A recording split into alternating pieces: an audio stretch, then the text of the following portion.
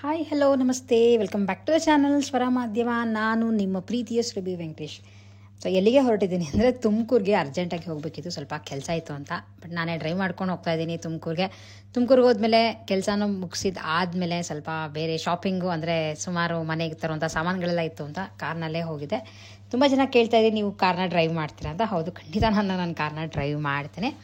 First ಎಲ್ಲ ಕೆಲಸ ತುಮಕೂರಿನಲ್ಲಿ ಮುಗಿಸ್ಕೊಂಡು ಊಟ ಎಲ್ಲ ಆದಮೇಲೆ ಈ ಮಂಡಿಪೇಟೆಯಲ್ಲಿ ಒಂದು ಅಂಗಡಿ ಇದೆ. ಇಲ್ಲಿ ನಾನು ಯೂಶಲಿ ಡ್ರೈ ಫ್ರೂಟ್ಸ್ ಎಲ್ಲ ಇಲ್ಲಿಂದನೇ ತರೋದು, ಮಹಾವೀರ್ ಟ್ರೇಡರ್ಸ್ ಅಂತ. ಬೇಕಿದ್ರೆ ನಿಮಗೆ ಕಾಮೆಂಟ್ ಮಾಡಿ ತಿಳಿಸಿ, ಎಕ್ಸಾಕ್ಟಾಗಿ ಇದರ ಅಡ್ರೆಸ್ನ ನಾನು ಹಾಕಿರ್ತೀನಿ. ಇಲ್ಲಿ ಎಲ್ಲ ಥರದ್ದು ಸ್ಪೈಸಸ್ ಆಗಿರ್ಬೋದು ಅಥವಾ ಈ ಥರ ಡ್ರೈ ಫ್ರೂಟ್ಸು, ಇಂಗು ಪ್ರತಿಯೊಂದು ಸಿಗುತ್ತೆ. ಹೋಲ್ಸೇಲ್ ಇದೆ ಆ್ಯಕ್ಚುಲಿ, ರೇಟ್ ವೈಸ್ ಕಮ್ಮಿ ಆ್ಯಂಡ್ ಫ್ರೆಶ್ ಆಗೂ ಇರುತ್ತೆ ಅಂತ ಇಲ್ಲಿ ಸಾಕಷ್ಟು ಸಲ ನಾನು ತೊಗೊಂಡು ಬರ್ತೀನಿ. ಇಲ್ಲಿ ತೊಗೊಂಡಿದ್ದಾದಮೇಲೆ ಕಡಲೆಕಾಯಿ ಬೀಜ ಬೇಕಿತ್ತು ಅಂತ, ಇದು ಕೂಡ ಮಂಡಿಪೇಟೆಯಲ್ಲೇ ತರೋದು. ನಮಗೆ ಎಣ್ಣೆ ತೆಗೆಯೋಕ್ಕೆ ಕಡಲೆಕಾಯಿ ಬೀಜ ಬೇಕು ಅಂತ ಬಂದೆ. ಅಂಗಡಿ ಹೆಸರು ಸೀಮಾ ಟ್ರೇಡರ್ಸ್ ಅಂತ, ಇದೂ ಇರೋದು ಮಂಡಿಪೇಟೆನಲ್ಲೇ. ಬಟ್ ಇದೆಲ್ಲ ನಿಮಗೆ ಎಕ್ಸಾಕ್ಟಾಗಿ ನಾನು ಲೊಕೇಶನ್ ಎಲ್ಲ ಹಾಕೋದೇ ಗೊತ್ತಲ್ಲ. ಬಟ್ ತುಮಕೂರಲ್ಲಿರೋರಿಗೆ ಅಡ್ರೆಸ್ ಬೇಕು ಅಂದರೆ ನಾನು ಹೇಳಿರ್ತೀನಿ. ಇಲ್ಲಿ ನಾನು ಮನೆಯಲ್ಲಿ ಕಡಲೆಕಾಯಿ ಬೀಜದ ಎಣ್ಣೆ ತೆಕ್ಕೊಳ್ಳೋಕ್ಕೆ ಇಲ್ಲೇ ಕಡಲೆಕಾಯಿ ತರೋದು, ಏಕೆಂದರೆ ಇವರು ಸ್ವಲ್ಪ ಚೆನ್ನಾಗಿರೋದು, ಹಾಗೆ ಹಳೆ ಬೀಜ ಕೊಡ್ತಾರೆ.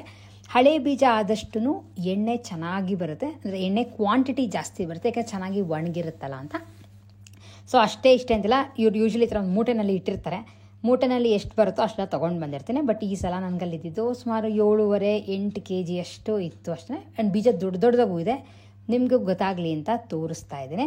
ಇದೆಲ್ಲ ಶಾಪಿಂಗ್ ಮಾಡ್ಕೊಂಡು ವಾಪಸ್ ಬರ್ಬೇಕಾದ್ರೆ ಚಿಕ್ಕಪೇಟೆನಲ್ಲಿ ಈ ಥರ ಗ್ರಾಮ ದೇವತೆದು ಗ್ರ್ಯಾಂಡಾಗಿ ರೆಡಿ ಮಾಡ್ತಾಯಿದ್ರು, ಜಾತ್ರೆ ಇತ್ತು ಅಂತ. ಬಟ್ ನಾವು ಒಳಗೆಲ್ಲ ಹೋಗೋಕ್ಕಾಗಲಿಲ್ಲ, ಯಾಕೆ ರೆಡಿ ಮಾಡ್ತಿದ್ದೆ. ಬಟ್ ಚೆನ್ನಾಗಿ ಕಾಣಿಸ್ತಿತ್ತು ಅಂತ ನಿಮ್ಗಳಿಗೂ ತೋರಿಸ್ತಾ ಇದ್ದೀನಿ. ನೆಕ್ಸ್ಟ್ ಇದೆಲ್ಲ ಆದಮೇಲೆ ಬರೋ ಅಷ್ಟೊಳಗೆ ತೋಟಕ್ಕೆ ಹೋಗಬೇಕಿತ್ತು. ಅದೇ ಪಕ್ಕ ಇರೋ ತೋಟದಲ್ಲಿ ಏನೇನು ಬೆಳೆದಿದೆ ಅನ್ನೋದನ್ನು ನೋಡ್ತೀನಿ ಯೂಶಲಿ. ಅದೇ ಸಲ ಜಾಜಿ ಹೂವು ವಿಪರೀತನೇ ಬಿಟ್ಬಿಟ್ಟಿದೆ. ಆ್ಯಕ್ಚುಲಿ ದಿನಕ್ಕೆ 2-3 ದೊಡ್ಡ ಬುಟ್ಟಿಯಷ್ಟು ಜಾಜಿ ಹೂವು ಸಿಗುತ್ತೆ. ಆ್ಯಂಡ್ ಸ್ಮೆಲ್ ಮಾತ್ರ ತುಂಬ ಚೆನ್ನಾಗಿರ್ತಿದ್ದದ್ದು. ಈ ಸಲ ತುಮಕೂರಿಗೆ ಬಂದಾಗ ಎಷ್ಟೊಂದು ಜಾಜಿ ಹೂವು ಬಿಟ್ಟಿದೆ. ಸೊ ಇಷ್ಟು ಕಿತ್ತಿದೆ, ಸಂಜೆ ಆಗಿರೋದ್ರಿಂದ ಸುಮಾರೆಲ್ಲ ಬೆಳಗ್ಗೆ ಕಿತ್ಬಿಟ್ಟಿದ್ರು. ಹಾಗಾಗಿ ಇಷ್ಟೇ ನನಗೆ ಹೂವು ಕಟ್ಟಿಸ್ಕೊಂಡು ಮುಡ್ಕೊಳ್ಳೋಕ್ಕೆ. ಆ್ಯಂಡ್ ಗಿಡ ತುಂಬ ದೊಡ್ಡದಾಗ್ಬಿಟ್ಟಿದೆ, ನಮಗೆ ಕಾಣಿಸ್ತಾ ಇರ್ಬೋದು, ಇಲ್ಲಿಂದ ತೋರಿಸ್ತೀನಿ ನೋಡಿ. ಫುಲ್ ದೊಡ್ಡದಾಗ್ಬಿಟ್ಟಿದೆ ಜಾಜಿ ಗಿಡ. ಈ ಕಡೆ ಚೆನ್ನಾಗಿ ಬಿಡ್ತಿದೆ ಹೂವು. ಹಲಸಿನ ಹಣ್ಣು ಕಾಲ ಮುಗ್ದೋಯ್ತು. ಸೊ ಈ ಸಲ ಬಂದಾಗ ಹಲಸಿನ ಹಣ್ಣು ಒಂದೂ ಇಲ್ಲ, ಗಿಡ ಫುಲ್ ಖಾಲಿ. ಹಾಗೆ ನೋಡ್ತಾ ಸ್ವಲ್ಪ ಮೆಣಸಿನ್ಕಾಯಿ ಚಿಗುರಿತ್ತು. ಸುಮಾರು ಒಂದು 20 ಮೆಣಸಿನ್ಕಾಯಿ ಇತ್ತು. ನಾನು ಹೋಗಿದ್ನಲ್ಲ ಅಂತ ಇದೆಲ್ಲ ಕಿತ್ಕೊಂಡು ಬಂದೆ. ತುಂಬ ಏನು ಖಾರ ಇರಲ್ಲ, 2 ಗಿಡ, ಒಂದು ಸುಮಾರು ಗಿಡಗಳಿದೆ, ಅದಕ್ಕೆ ಒಂದು 2-3 ಗಿಡದಷ್ಟೇ ಖಾರ ಇರುತ್ತೆ. ಇದೆಲ್ಲ ನಾರ್ಮಲ್ ಆಗಿರುತ್ತೆ. ಆದರೆ ಮನೇಲಿ ಬಿಟ್ಟಿದ್ದಲ್ವ, ದೊಡ್ಡದಾಗಿ ಇತ್ತು. ಒಳ್ಳೆ ಈ ಬೋಂಡದ ಮೆಣಸಿನ್ಕಾಯಿ ಇರುತ್ತಲ್ಲ ಆ ಥರ ಇತ್ತು ಅಂತ ಎಲ್ಲ ಕಿತ್ಕೊಂಡ್ಬಂದೆ. ಸುಮಾರು ಒಂದು 20-30 ಮೆಣಸಿನ್ಕಾಯಿ ಸಿಕ್ತು. ಒಂದು 2-3 ದಿನ ಅಡುಗೆಗೆ ಆಗುತ್ತೆ ಮನೇಲಿ ಮಾಡಿದ್ದು ಅಂತ ಕಿತ್ಕೊಂಡು ಬಂದೆ. ಸೊ ಇಷ್ಟೆಲ್ಲ ಆದಮೇಲೆ ನಮ್ಮ ತೋಟದಲ್ಲಿ ಅದು ಮಳೆ ಬಂದಿರೋದ್ರಿಂದ ತುಂಬ ಗಿಡಗಳು ಹೆಂಗಂದ್ರೆ ಬೆಳೆದ್ಬಿಟ್ಟಿತ್ತು. ಒಂದು ಸ್ವಲ್ಪ ಮಾತ್ರ ಟ್ರಿಮ್ ಮಾಡಿಸಿತ್ತು ಅಷ್ಟೇ. ಹಾಗಾಗಿ ನಿಮಗೆ ಡೀಟೇಲಾಗಿ ತೋಟ ಹೆಂಗಿದೆ ನಾನು ಇನ್ನೂ ತೋರ್ಸೋಕ್ಕೆ ಹೋಗಲ್ಲ, ಯಾಕೆ ಅರ್ಧ ಕ್ಲೀನಾಗಿತ್ತು. ನಿಮ್ಗಳಿಗೆ ಗೊತ್ತಿರುತ್ತೆ, ಈ ಥರ ತೋಟ ಎಲ್ಲ ಇಟ್ಕೊಂಡಾಗ ತುಂಬ ಮಳೆ ಬಿಸಿಲು ಇದ್ಬಿಟ್ರೆ ಬೇರೆ ಗಿಡಗಳೆಲ್ಲ ತುಂಬ ಬೆಳೆದ್ಬಿಡುತ್ತೆ. ಇದ್ರ ಜೊತೆ ಚೆನ್ನಾಗಿ ಬಿಟ್ಟಿದ್ದು ಅಂದರೆ ಈ ಬಟನ್ ರೋಸು ತುಂಬ ಬಿಟ್ಟಿತ್ತು. ಅದು ಕಿತ್ಕೊಂಡು ಮುಡ್ಕೊಳ್ಳೋಕ್ಕೂ ಚೆನ್ನಾಗಿರುತ್ತೆ. ಅದೇ ಗಿಡದಲ್ಲಿ ಗ್ರೀನ್ ಜೊತೆ ಪಿಂಕ್ ಚೆನ್ನಾಗಿರುತ್ತೆ ಅಂತ ಆ ಗಿಡದಲ್ಲಿ ಹಾಗೆ ಬಿಟ್ಟಿದ್ದು. ಇದ್ರ ಜೊತೆ ತುಂಬಾ ದಾಸವಾಳ ಅಂತೂ ಎಲ್ಲ ಕಲರ್ದು ಇತ್ತು. ನಾನು ತೋರಿಸ್ನಲ್ಲ ನಿಮಗೆ, ಕಿತ್ತಿದ್ದು ಇಷ್ಟರಲ್ಲೇ ಒಂದು ಸ್ವಲ್ಪ ಕಟ್ಕೊಟ್ಟಿದ್ರು. ಹೂವು ಇಷ್ಟೇ ಇದ್ದಿದ್ದು ಅಂತ ಕಿತ್ಕೊಂಡು ಕಟ್ಟಿಸ್ಕೊಂಡು ಮುಡ್ಕೊಂಡೆ. ಇದೆಲ್ಲ ಏನಿದ್ರು ಊರಿಗೆ ಹೋದಾಗ ಅಷ್ಟೇ ಇವೆಲ್ಲ ಆಗೋದು. ಇಲ್ಲೆಲ್ಲ ಯಾರೋ ಕಟ್ತಾರೆ, ಹೆಂಗೋ ಮುಡ್ಕೋತೀವಿ. ಬಟ್ ಇದೆಲ್ಲ ತುಂಬ ಚೆನ್ನಾಗಿರುತ್ತೆ ಅಂತ ನನಗೆ ಅನ್ಸುತ್ತೆ. ಇದೆಲ್ಲ ನಾವು ಅಲ್ಲಿದ್ದಾಗ, ಕಾಲೇಜಲ್ಲಿ ಇದ್ದಾಗೆಲ್ಲ ಇದ್ರ ಡೇಸ್ ಎಲ್ಲ ಮೆಮೊರೀಸ್ ಥರ ಹಾದು ಹೋಗುತ್ತೆ. ಸೊ ಹೇಗೆ ಕಾಣಿಸ್ತಿದೆ ಅನ್ನೋದನ್ನು ನೀವು ನನಗೆ ಹೇಳಿ. ಇಷ್ಟಾದಮೇಲೆ ರಾಗಿಪುರಿಗೆ ಖಾರ ಹಚ್ಚಿ ಇಟ್ಟಿದ್ರು. ನಾನು ಸ್ವಲ್ಪ ಮನೆಗೆ ತೊಗೊಂಡು ಬರ್ಬೋದು ಅಂತ, ಯಾಕೆ ನನಗೆ ತುಂಬ ಇಷ್ಟ. ಅದು ಜಾಸ್ತಿ ಕಡಲೆಕಾಯಿ ಬೀಜ, ಹುರ್ಗಡ್ಲೆ ಮತ್ತು ಬಾದಾಮಿ ಹಾಕಿ ಮಾಡಿದಾಗ ತುಂಬ ಚೆನ್ನಾಗಿರುತ್ತೆ ಅಂತ ಇದೆಲ್ಲ ಊರಿಗೆ ತೊಗೊಂಡು ಬಂದೆ. ತುಮಕೂರಿಗೆ ಹೋಗಿ ಬರೋಷ್ಟೇ ಫುಲ್ ಸ್ಟ್ರೈನ್ ಆಗೋಯ್ತು, ಯಾಕೆಂದರೆ 2 ಸೈಡ್ ನಂದೇ ಡ್ರೈವಿಂಗ್ ಇತ್ತು. ವಿಧಿ ಇರಲಿಲ್ಲ, ಹೋಗಲೇಬೇಕಿತ್ತು ನಾನೇ ಡ್ರೈವ್ ಮಾಡಿಕೊಂಡು. ಸೊ ಹೆಂಗಿದ್ರು ತುಮಕೂರಿಗೆ ಹೋಗಿದ್ನಲ್ಲ ಅಂತ ಸುಮಾರು ನಿಮ್ಗಳಿಗೂ ತೋರಿಸ್ದೆ, ಕೆಲವು ಅಂಗಡಿಗಳಿಗೆ ಹೋಗಿದ್ದೀನ. ಯಾಕಂದರೆ ತುಂಬ ಜನ ಕೇಳ್ತಾ ಇದ್ರಿ, ನೀವು ಎಣ್ಣೆ ಹಾಕೊಳ್ಳೋಕ್ಕೆ ಕಡಲೆಕಾಯಿ ಬೀಜ ಎಲ್ಲ ಎಲ್ಲಿಂದ ತೊಗೊಂಡು ಬರ್ತೀರಾ ಅನ್ನೋದನ್ನ ನಮಗೂ ಹೇಳಿ. ಅಕಸ್ಮಾತ್ ತುಮಕೂರಿನವರು ಆಗಿದ್ರೆ ನಮ್ಗೆ ಅನುಕೂಲ ಆಗುತ್ತೆ ಅಂತ ಕೇಳಿದ್ರೆ ನಿಮಗೆ ತೋರಿಸಿದ್ದೀನಿ. ಮಂಡಿಪೇಟೆನಲ್ಲಿ ತೊಗೊಂಡು ಬಂದೆ. ಆ್ಯಕ್ಚುಲಿ ನೀವು ಹೋದಾಗ ಬೇರೆ ನೀವೆಲ್ಲರೂ ಹೋಲ್ಸೇಲಲ್ಲೇ ತೊಗೊತೀರಾ ಅಂತ ಅನ್ಕೊಂಡ್ರೆ, ಕೆಲವು ಸಲ ನೀವು ಅಂಗಡಿಗಳಿಗೆ ಹೋದಾಗ ಎಣ್ಣೆ ತೆಗಿಯೋಕ್ಕೆ ಕಡಲೆಕಾಯಿ ಬೀಜ ಇದೆಯಾ ಅಂತಾನೆ ಕೇಳಿ. ಯಾಕೆಂದ್ರೆ ಸ್ವಲ್ಪ ಹಳೆ ಕಡಲೆಕಾಯಿ ಬೀಜ ಆದಷ್ಟು ಚೆನ್ನಾಗಿ ಒಣಗಿರುತ್ತಲ್ಲ, ಎಣ್ಣೆ ಚೆನ್ನಾಗಿ ಬರುತ್ತೆ. ಸೊ ಹಾಗಾಗಿ ನಿಮ್ಗೆ ಕೊಟ್ರು, ತಗೊಂಡು ಬಂದೆ. ಕಡಲೆಕಾಯಿ ಬೀಜ ನಿಮ್ಗೆ ಯಾವ ತರ ಇತ್ತು ಅಂತ ತೋರಿಸಿ, ಹಳೆ ಬೀಜ ಅಂತ. ಸೊ 120 ರೂಪಾಯಿ ತಗೊಂಡ್ರು ಕೆಜಿ. ಚೆನ್ನಾಗಿರೋದನ್ನ 1 ಕೆಜಿ ತಗೊಂಡ್ ಬಂದೆ. ಇದು ಅರೌಂಡ್ 130 ಏನೋ ತಗೊಂಡ್ರು. ಅಂದ್ರೆ ಹೊಸ ಬೀಜ ಇದು. ಹೊಸ ಬೀಜದಲ್ಲಿ ಎಣ್ಣೆ ತುಂಬಾ ಬರಲ್ಲ, ಯಾಕಂದ್ರೆ ತುಂಬಾ ಒಣಗಿರಲ್ಲ. ಆಮೇಲೆ ನಿಮ್ಗೆ ವೆದರಿ ನಡುವೆ ಈ ತರ ಇರೋದ್ರಿಂದ ತುಂಬಾ ಕಷ್ಟ ಆಗುತ್ತೆ ಅಂತ ಇದು 1 ಕೆಜಿ ಡೈಲಿ ಅಂದ್ರೆ ಮನೆಯಲ್ಲಿ ಅಡ್ಗೆಗೆ ಯೂಸ್ ಮಾಡಕ್ಕೆ ಅಂತ ತಗೊಂಡು ಬಂದೆ. ಇಷ್ಟಲ್ಲದೆ ಹೆಂಗಿದ್ರು ಹೋಗಿರ್ತೀನಲ್ಲ ಅಂತ ಇದೆಲ್ಲಾನು ಒಟ್ಟಿಗೆ ತಗೊಂಡ್ ಬಂದ್ಬಿಡ್ತೀನಿ. ಎಲ್ಲಾನು ಮಂಡಿಪೇಟೆದಲ್ಲೇ ತಗೊಂಡ್ಬರೋದು. ರೇಟ್ ವೈಸ್ ಸ್ವಲ್ಪ ಕಮ್ಮಿ, ಆಮೇಲೆ ಫ್ರೆಶ್ ಆಗೂ ಇರುತ್ತೆ. ಯಾಕೆಂದ್ರೆ ಯೂಶಲಿ ನಾವು ನೋಡಿರೋದೆಲ್ಲ ಹೋಲ್ಸೇಲ್ ತಗೊಂಡ್ ಹೋಗ್ತಾರೆ. ಅಂದ್ರೆ ಈ ಹೋಟೆಲ್ಸ್ ಆಗಿರ್ಬೋದು, ಬೇಕ್ರೀಸ್ಗೆ ಅಥವಾ ಸ್ವೀಟ್ ಅಂಗಡಿಗೆಲ್ಲ ಬೇಕು ಅಂತ ತಗೊಂಡ್ ಹೋಗ್ತಾರೆ ಅಂತ ತಗೊಂಡ್ ಬಂದೆ. ದ್ರಾಕ್ಷಿ, ಗೋಡಂಬಿ, ಪಿಸ್ತಾ, ನಮಗೆ ಎಲ್ಲ ತುಂಬಾ ರೇಟ್ ಜಾಸ್ತಿ. ಇಷ್ಟಿಷ್ಟೇ ತಗೊಂಡ್ ಬಂದಾಗ ಗೊತ್ತಾಗಲ್ಲ. ಕೆಜಿ ಗಟ್ಲೆ ಕೇಳ್ತೀವಿ ಅಂದ್ರೆ ಎಲ್ಲ 1,400 2,000 ಹೇಳ್ತಾರೆ ಕೆಜಿ. ಆಮೇಲೆ ಇಷ್ಟು ಜೊತೆ ಅಂಜೂರ ಬೇಕಿತ್ತು ಅಂತ ಅಂಜೂರ ತಗೊಂಡ್ ಬಂದೆ. ಯಾಕೆಂದ್ರೆ ದಿನ ಇದೆಲ್ಲ ಯೂಶಲಿ ಒಂದೊಂದು ತಿನ್ನಕ್ಕೆ ಒಳ್ಳೇದು ಅಂತ ತಗೊಂಡ್ ಬಂದೆ. ಯಾಕೆಂದ್ರೆ ಒಣಗಿರೋಂತ ಖರ್ಜೂರ ಈಸಿಯಾಗಿ ಸಿಗುತ್ತೆ, ಫ್ರೆಶ್ ಆಗಿರೋಂತ ಅಂಜೂರ ಅಷ್ಟೊಂದು ಸಿಗಲ್ಲ. ಎಲ್ಲಾರು ಮಲ್ಲೇಶ್ವರಂ ಅಥವಾ ಜಯನಗರ, ಗಾಂಧಿ ಬಜಾರ್ ಹೋದ್ರೆ ಮಾತ್ರ ಸಿಗುತ್ತೆ. ನಮ್ಮ ಏರಿಯಾಲಿ ಅಷ್ಟೊಂದು ಚೆನ್ನಾಗಿರೋ ಯಾವತ್ತೂ ತಗೊಂಡಿಲ್ಲ. ಹಾಗಾಗಿ ಒಣಗಿದ್ರೆ ಒಳ್ಳೇದು ಅಂತ ತಗೊಂಡು ಬಂದಿದ್ದೀನಿ.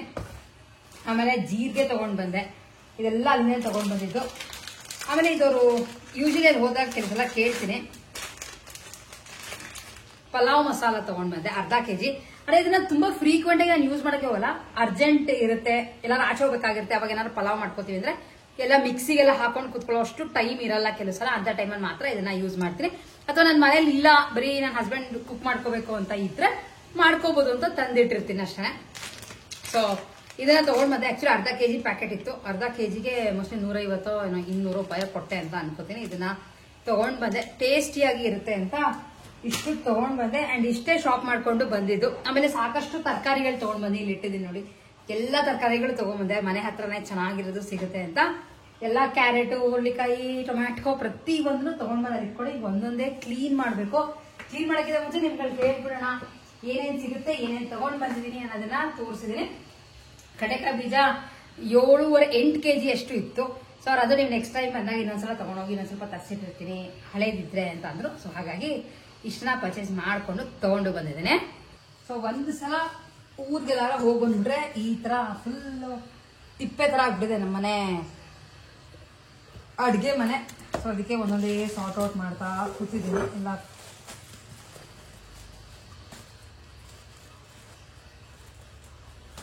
ನೀವುಗಳು ಎಷ್ಟು ಜನ ಈ ತರ ಮಾಡ್ತೀರಾ ಅನ್ನೋದನ್ನ ಹೇಳಿ. ಅಂದ್ರೆ ನಿಮ್ಮ ನೇಟಿವ್ ಎಲ್ಲಾರ ಹೋದಾಗ ಯಾವ್ದಾರ ಬೇರೆ ಊರಾಗಿದ್ರೆ ಬೆಂಗಳೂರು ತರ ಬಿಟ್ಟು ನೀವು ಇದೇ ತರ ನಂತರನೇ ಎಲ್ಲ ತಗೊಂಡ್ ಬರ್ತೀರಾ ಅನ್ನೋದನ್ನ ಕಾಮೆಂಟ್ ಮಾಡಿ ನನಗೂ ತಿಳಿಸಿ.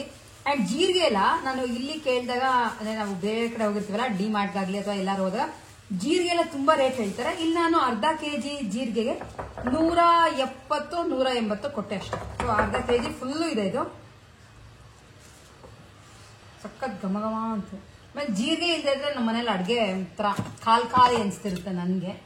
ಹಳೇದು ಸ್ಟೀಲ್ ಪಾತ್ರೆನೂ ಇಟ್ಟಿದ್ದೆ. ತುಮಕೂರ್ಗೆ ಹೋದ್ರೆ ಇದನ್ನ ಕೊಟ್ಬಿಟ್ಟು ಬೇರೆ ಏನಾದ್ರು ತಗೊಂಡ್ ಬರೋಣ ಅಂತ ಇಟ್ಟಿದ್ದೆ. ಬಟ್ ತಗೊಂಡೋಗೋದೆ ಮರ್ತು ಹೋಯ್ತು. ಸೊ ಬೆಳಗ್ಗೆಗೆ ಅಂತ ಪೊಂಗಲ್ ಮಾಡಿದೆ. ಪೊಂಗಲ್ ಆಕ್ಚುಲಿ ಏನು ಅಂತಂದ್ರೆ ಈ ತರ ವೆದರ್ಗೆ ಪೊಂಗಲ್ ತರ ಮಾಡ್ಬಿಟ್ಟು ಅದಕ್ಕೆ ಎಲ್ಲಾ ತರಕಾರಿನೂ ಯೂಶಲಿ ಹಾಕ್ಬಿಡ್ತೀನಿ. ಅಕ್ಕಿನೂ ಹಾಕಿದೆ. ಅಕ್ಕಿ ಬೇಳೆ ಎಲ್ಲ ಒಟ್ಟಿಗೆ ಕೂಗಿಸ್ಕೊಂಡ್ಬಿಟ್ಟಿದೆ. ತರಕಾರಿ ಹುರುಳಿಕಾಯಿ, ಕ್ಯಾರೆಟ್, ಕ್ಯಾಪ್ಸಿಕಮ್ ಮತ್ತೆ ಅವರೆಕಾಳು ಅಷ್ಟು ಹಾಕ್ಬಿಟ್ಟು ಕೂಗಿಸ್ಕೊಂಡಿದೆ. ಆಕ್ಚುಲಿ ಚೆನ್ನಾಗಿ ಜೀರಿಗೆ, ಮೆಣಸು ಎಲ್ಲ ಹಾಕೊಂಡು, ನಿಂಬೆಹಣ್ಣು ಸ್ವಲ್ಪ ಜಾಸ್ತಿ ಹಾಕೊಂಡು ತಿಂದ್ರೆ ಈ ಚಳಿಗಾಲಕ್ಕೆ ಒಂಥರ ಬಾಡಿ ಹೀಟ್ ಪ್ರೊಡ್ಯೂಸ್ ಆಗುತ್ತೆ. ಹಾಗಾಗಿ ಜಾಸ್ತಿ ಜೀರಿಗೆ, ಮೆಣಸು ಇಂಥದನ್ನ ಯೂಸ್ ಮಾಡ್ತಾ ಇದ್ದೀನಿ. ತಿಂಡಿ ಎಲ್ಲ ಆಯ್ತು. ತಿಂಡಿ ಆದ್ಮೇಲೆ ತುಮಕೂರ್ಗೆ ಹೋದ್ಮೇಲೆ ಸಾಕಷ್ಟು ಎಲ್ಲ ಸಾಮಾನುಗಳು ತಗೊಂಡ್ ಬಂದು ಇಟ್ಟಿದ್ದೀನಿ.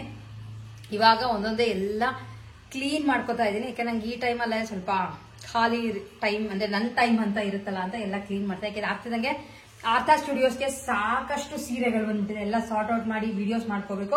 ಆಮೇಲೆ ತುಂಬಾ ಜನ ಇಲ್ಲಿಗೆ ಮತ್ತೆ ಕಾಮೆಂಟ್ ಹಾಕ್ತಾ ಇದ್ದೀರಾ. ಆರ್ತಾ ಸ್ಟುಡಿಯೋಸ್ ಸೆಪರೇಟ್ ಒಂದು ಚಾನಲ್ ಇದೆ. ಆ ಚಾನಲ್ ನ ನೀವು ಸಬ್ಸ್ಕ್ರೈಬ್ ಮಾಡ್ಕೊಂಡ್ರೆ ಡ್ರೆಸ್ಸಸ್, ಕುರ್ತಾ, ಸ್ಯಾರೀಸ್ ಪ್ರತಿ ಒಂದು ಹಾಕ್ತಾ ತುಂಬಾ ಚೆನ್ನಾಗಿರುವಂತ ಕಲೆಕ್ಷನ್ಸ್ ಬಂದಿದೆ. ಸೊ ನೀವುಗಳು ನೋಡ್ಕೊಂಡು ಬನ್ನಿ. ಅಷ್ಟೊತ್ತಿಗೆ ನನಗೆ ಏನೇನು ತಗೊಂಡ್ ಬಂದಿದ್ದೀನಿ ಅನ್ನೋದೆಲ್ಲ ಆಚೆ ಇಟ್ಬಿಟ್ಟು ನಿಮ್ಗಳಿಗೂ ಒಂದೊಂದೇ ತೋರಿಸ್ತೀನಿ. ನೀವು ಬೈ ಚಾನ್ಸ್ ಎಲ್ಲಾರು ಹೋದಾಗ ಬೇಕು ಅಂದ್ರೆ ತಗೊಂಡ್ ಬರ್ಬೋದು.